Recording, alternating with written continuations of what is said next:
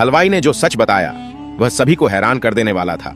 वह घबराया हुआ राजा के सामने नतमस्तक हुआ और कांपती आवाज में बोला, महाराज, मुझे पता है कि भगवान के आभूषण कहां गए। पूरा दरबार स्तब्ध रह गया। सभी की नजरें हलवाई पर टिक गईं। हलवाई ने गहरी सांस लेते हुए कहानी सुनानी शुरू की। कल रात जब मैं अपनी दुकान पर था तब एक बालक वहां आया। उसकी आंखों में अनोखी चमक थी।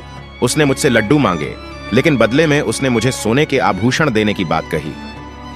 राजा और दरबारियों की आंखें आश्चर्य से फैल गईं। हलवाई ने आगे कहा, मैं लालच में पड़ गया और आभूषण लेकर उसे लड्डू दे दिए। लेकिन जैसे ही वह बालक लड्डू लेकर मंदिर की ओर बढ़ा, मुझे महसूस हुआ कि वह कोई साधारण बच्चा नहीं था। दरबार में कानाफूसी शुरू हो गई। राजा की आंखों में हैरानी झलकने लगी। उसने गंभीर स्वर में पूछा, तुम यह कहना चाहते हो कि वह स्वयं श्री कृष्ण थे? हलवाई की आंखों में आंसू आ गए। उसने हाथ जोड़कर कहा, हाँ महाराज, वह कोई साधारण बालक नहीं थे, बल्कि स्वयं कान्हा थे। उन्होंने मुझसे लड्डू लिए और फिर मंदिर की ओर चले गए। यह सुनकर पूरा दरबार अवाक रह गया।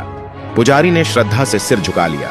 राजा ने एक पल के लिए सोचा और फिर दृढ़ स्वर में घोषणा की, आज से इस मंदिर में नित्य भगवान कृष्ण को लड्डू का भोग अर्पित किया जाएगा। यह परंपरा कभी समाप्त नहीं होगी। और तभी से यह अनूठी परंपरा पीढ़ी दर पीढ़ी चली आ रही है।